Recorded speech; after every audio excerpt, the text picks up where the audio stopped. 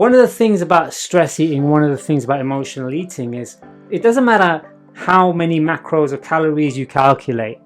Like those things are good, don't get me wrong. Like understanding how much calories you should be having per day in order to be in a deficit or a surplus or maintenance based on your individual goals, what kind of macronutrient ratios are optimal for you to achieve those goals as well.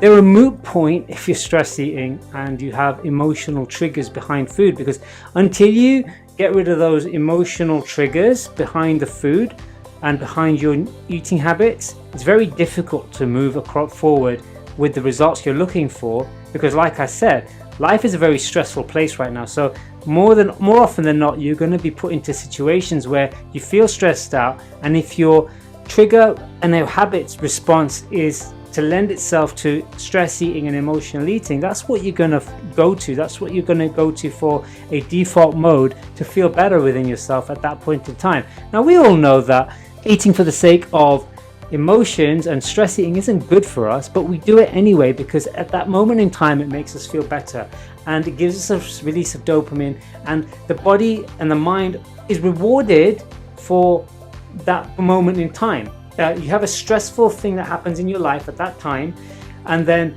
you have that trigger. The trigger then stimulates something in the brain that causes a reaction, and a reaction will then look for a reward. What we need to do is we need to sort of understand that, and understanding that, we can now understand what it's going to take to replace the food as the reward and the response to the trigger. And we can look at other things. There are a lot of things going on, especially when it comes to wanting to improve your health and fitness. You've got to think about your family, your sleep, your stress, your digestion, your nutrition, your training, all of these things. And all of these things can be stressful. So we have to find a way of mitigating that stress and a new response and a new reward system that's going to make you feel better. Exercise is one really good alternative to comfort eating. But there are other things like, there are other things that you can look at, like going out for a walk. You can watch something funny on TV. You can listen to a comedy, listen to a good uplifting song, hang out with your family. You can hug your pets or stroke your pets or whatever it is for you. But you've got to find something that fills that gap of food. And until you understand this, until you find something that replaces the food side of things, you're just going to sabotage your fitness goals by stress eating over a course of time. So big thing here is it's all about managing your day-to-day habits, your day-to-day lifestyle, your day-to-day routines, and making sure that you put time into those habits and routines on a daily basis for yourself, for your relaxation, for your R&R, for your recovery, for periods of stress relief. If you don't do this, then by default you're just going to go to the kitchen or the pantry or the fridge or the vending machine when things get stressful.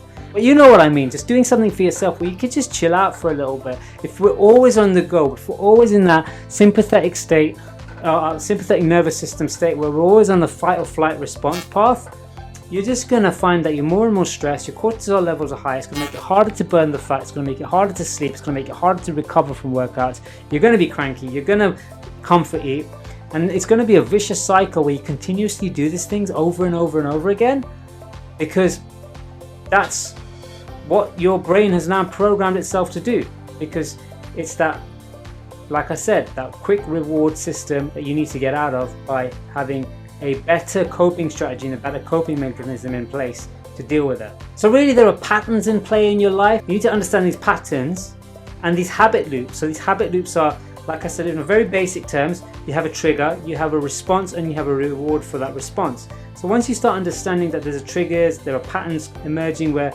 there's parts of your day that are stressful, there's times where things trigger you to get in stressful state, and you know that your response is going to be to stress it because the reward is going to be feeling good in that moment, start looking for different responses. Start looking for something that can fill that gap. Like I said, you've got all of these things that you can do, and start putting together a plan of action for nutrition.